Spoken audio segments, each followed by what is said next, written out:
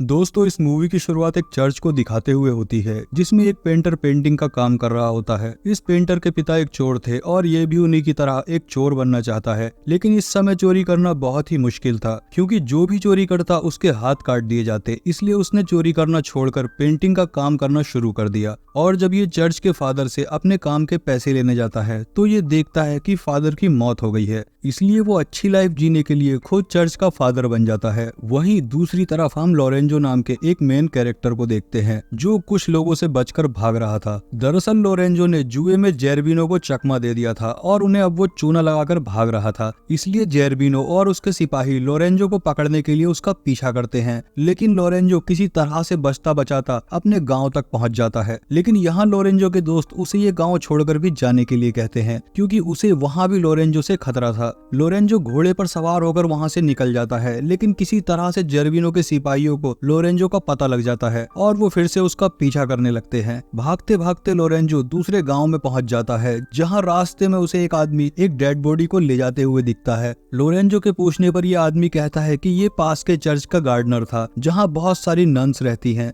ये सुनकर लोरेंजो अपना दिमाग लगाता है और वो कहता है कि अब तो उनको नए गार्डनर की जरूरत होगी और अब मैं वो काम कर लूंगा। लेकिन ये आदमी कहता है कि नन्स को गूंगा बहरा गार्डनर चाहिए, जैसा कि ये था। ये बात सुनकर लोरेंजो को कुछ भी समझ नहीं आता, लेकिन उसे उन सिपाहियों से छुपने के लिए जगह चाहिए थी, इसलिए लोरेंजो गूंगा बहरा बनकर चर्च की तरफ निकल पड़ता है। रास्ते में सिपाहियों से बचने के लिए लोरेंजो पेड़ पर चढ़ जाता है और सिपाही घोड़े के पीछे पीछे दौड़ते हुए आगे निकल जाते हैं। उनके आगे जाते ही पेड़ की डाल टूट जाती है और लोरेंजो पेड़ से नीचे गिर जाता है और यहीं बेहोश हो जाता है। कुछ देर बाद यहाँ पर नन्स आती हैं और लोरेंजो को ऐसे बेहोश देखकर उसे यहाँ से उठाकर चर्च में ले जाती हैं। इसके बाद सीन शिफ्ट होता है और हम एक लड़की को देखते हैं जो इस टाउन की राजकुमारी थी और प्लेग की बीमारी की वजह से इसने भी अपने माँ बाप को खो दिया था, इसलिए ये बिल्कुल अकेली हो गई थी। तभी जेरबिनो इसके पास आता है और कहता है कि तुम फिक्र मत करो, मैं तुम्हारे लिए ही हूँ। दरअसल जेरबिनो पेम्पिनिया को अपना बनाना चाहता था और पेम्पिनिया पर गंदी नजर भी रखता था, लेकिन पेम्पिनिया जेरबिनो को बिल्कुल भी पसंद नहीं करती थी। इसलिए पेम्पिनिया कहती है कि मेरी शादी एक राजकुमार के साथ पहले से ही तय हो चुकी है और मैं जल्द ही उससे शादी करने वाली हूँ। ये सुनकर जेरबिनो बौखला जाता है और अपना शातिर दिमाग चलाते हुए पेम्पिनिया से कहता है कि जब तुम्हारे पिता पर ज्यादा कर्ज हुआ था तो उन्होंने मुझसे ही पैसे लिए थे और बदले में उन्होंने कहा था कि मैं पेम्पिनिया की शादी तुमसे ही करूंगा। हालांकि ये सब झूठ था। पेम्पिनिया को भी जेरबिनो की बात पर यकीन नहीं था, इसलिए वो चुपचाप यहाँ से चली जाती है। इसके बाद हम लोरेंजो को देखते हैं जो कि अब चर्च में था। दो नन्स उसके पास आती हैं और उसे जगह जगह पर टच करती हैं और साथ ही हवस भरी निगाहों से लोरेंजो को देखती हैं और फिर किस करने लगती हैं। लोरेंजो को होश आ चुका था, लेकिन फिर भी वो बेहोश होने का नाटक करता है और इन दोनों की हरकतों को एंजॉय करता है।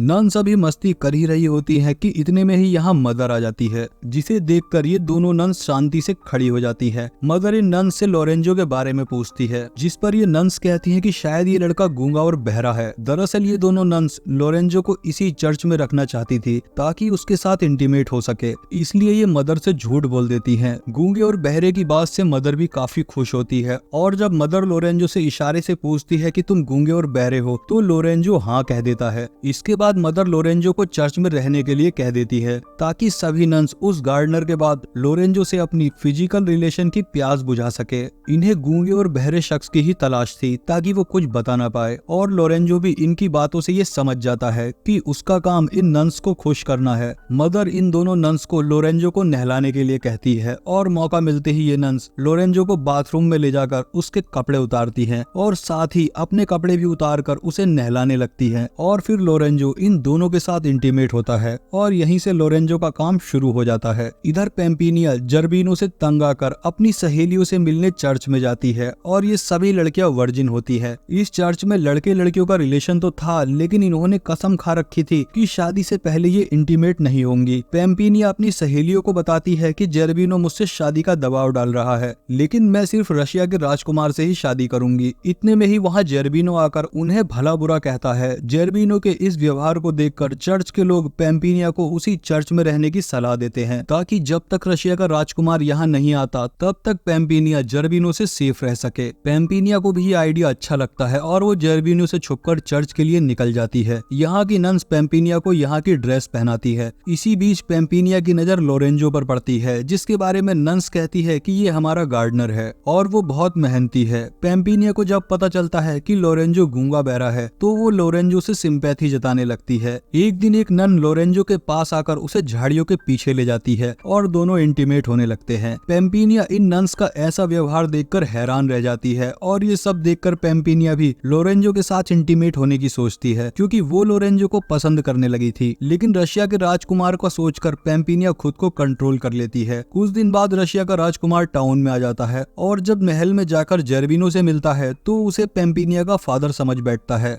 जिस पर जेरबिनो कहता है कि मैं पेम्पिनिया का फादर नहीं हूँ बल्कि उसका होने वाला पति हूँ। ये सुनकर दोनों के बीच लड़ाई होने लगती है, क्योंकि दोनों ही पेम्पिनिया को अपना बनाना चाहते थे, इसलिए ये राजकुमार यहाँ से चला जाता है। इधर पेम्पिनिया अपना फेस कवर करके लोरेंजो के पास जाकर उसकी आंखों पर पट्टी बांधती है और फिर उसे किस करती है। लोरेंजो समझ जाता है कि ये नन इंटीमेट होना चाहती है, इसलिए वो काफी एक्साइटेड होता है। लेकिन पेम्पिनिया सिर्फ लोरेंजो को किस करती है और कहती है कि मैं तुमसे प्यार करती हूँ और तुम्हारे साथ शादी के बाद ही इंटीमेट होना चाहती हूँ, और ये कहकर वो यहाँ से चली जाती है। लोरेंजो ये सुनकर खुश होता है कि कोई तो नन है जो मुझे दिल से प्यार करती है। अगले दिन पेम्पिनिया मदर के पास जाती है और उन्हें लोरेंजो के बारे में सब कुछ बता देती है कि वो गूंगा और बहरा नहीं है, बल्कि वो ऐसा होने का सिर्फ दिखावा करता है ताकि वो हमारे साथ यहाँ पर रह सके। पेम्पिनिया ने ये सब इसलिए किया ताकि वो उसे नन्स से दूर रख सके और लोरेंजो को उनके साथ सोना न पड़े। ये सुनकर मदर को बहुत बुरा लगता है और वो गुस्से में लोरेंजो को चर्च से बाहर निकाल देती है। इसके बाद पेम्पिनिया भी चर्च से जाने का फैसला करती है और उसके लिए एक बग्गी भेजी जाती है जो कि रशिया के राजकुमार ने भेजी थी। पेम्पिनिया बग्गी पर बैठ जाती है और यहाँ से जाने लगती है। तभी लोरेंजो पेम्पिनिया को हाथ देकर उसे साथ ले चलने को कहता है। पेम्पिनिया भी लोरेंजो को मना नहीं करती, क्योंकि वो भी यही चाहती थी कि लोरेंजो नन से दूर हो जाए और उसके साथ रहने लगे, और फिर ये दोनों यहाँ से चले जाते हैं। वहीं दूसरी तरफ हम रशिया के राजकुमार को देखते हैं जो कि पेम्पिनिया की तलाश में निकला हुआ था, लेकिन रास्ते में उसे प्यास लगती है और वो एक नदी को देखकर उसके पास चला जाता है और पानी पीने लगता है। तभी तालाब में एक लड़की दिखती है जो राजकुमार को अपनी बातों में फंसाकर उसके करीब आने की कोशिश करती है, लेकिन राजकुमार कहता है कि मैं राजकुमारी पेम्पिनिया से ही शादी करने वाला हूँ और उसी के साथ इंटीमेट होऊंगा। जब इस लड़की को पता चलता है कि राजकुमार ने पेम्पिनिया को नहीं देखा है तो ये लड़की झूठ बोल देती है और कहती है कि मैं ही तो पेम्पिनिया हूँ। ये सुनकर राजकुमार बेहद खुश हो जाता है और इस लड़की के करीब चला जाता है और ये दोनों यही इंटीमेट हो जाते हैं। उधर पेम्पिनिया लोरेंजो के साथ उस जगह पर पहुंच जाती है जहां राजकुमार और पेम्पिनिया की शादी होने वाली थी। पेम्पिनिया लोरेंजो से पूछती है कि क्या तुम किसी से प्यार करते हो। इस पर लोरेंजो कहता है कि हाँ, पर मैंने उसका चेहरा नहीं देखा है। ये सुनकर पेम्पिनिया लोरेंजो के पास जाकर उसे आंखें बंद करने के लिए कहती है ताकि उसे पता चल सके कि वो लड़की पेम्पिनिया ही थी। और तभी यहाँ पर जेरबिनो आ जाता है और लोरेंजो को मारने की धमकी देता है और पेम्पिनिया से शादी करने की जिद करता है, जिस पर गुस्सा होकर जेरबिनो लोरेंजो से फाइट करता है। और इसी बीच जब जेरबिनो लोरेंजो को मारने ही वाला होता है तो पेम्पिनिया लोरेंजो को बचाने के लिए जेरबिनो से शादी करने को तैयार हो जाती है और जेरबिनो लोरेंजो को जेल में डाल देता है। अब पेम्पिनिया शर्त रखती है कि जब तक लोरेंजो आजाद नहीं होगा तब तक मैं शादी नहीं करूंगी, इसलिए जेरबिनो लोरेंजो को छोड़ देता है। लेकिन लोरेंजो फिर से पेम्पिनिया के पास जाने का फैसला करता है, क्योंकि उसने ही उसकी जान बचाई थी। उधर राजकुमार भी उस चर्च में पहुंच जाता है जहां जेरबिनो और पेम्पिनिया की शादी हो रही थी। लोरेंजो और राजकुमार दोनों जेरबिनो के आदमियों से लड़ने लगते हैं और उन्हें हरा देते हैं। इसके बाद जब पेम्पिनिया अपना चेहरा दिखाती है तब राजकुमार पेम्पिनिया से कहता है कि मैं तुमसे शादी नहीं कर सकता, क्योंकि पेम्पिनिया तो कोई और है, तुम नहीं हो। इसी बीच वो लड़की यहाँ पर आ जाती है और राजकुमार उसे ही पेम्पिनिया समझकर उससे शादी करने का फैसला करता है। और आखिर में जब लोरेंजो यहाँ से जा रहा होता है तो पेम्पिनियो लोरेंजो से अपने प्यार का इजहार करती है, लेकिन लोरेंजो कहता है कि मैं तुमसे नहीं बल्कि एक नन से प्यार करता हूँ और हम दोनों शादी भी करेंगे। ये सुनकर पेम्पिनिया लोरेंजो के पास जाकर उसे किस करती है और लोरेंजो समझ जाता है कि ये ही वो नन है, और इसी के साथ ये मूवी यहीं पर खत्म हो जाती है। दोस्तों, इसी तरह की और वीडियोस देखने के लिए हमारे चैनल को सब्सक्राइब जरूर कर दें। धन्यवाद।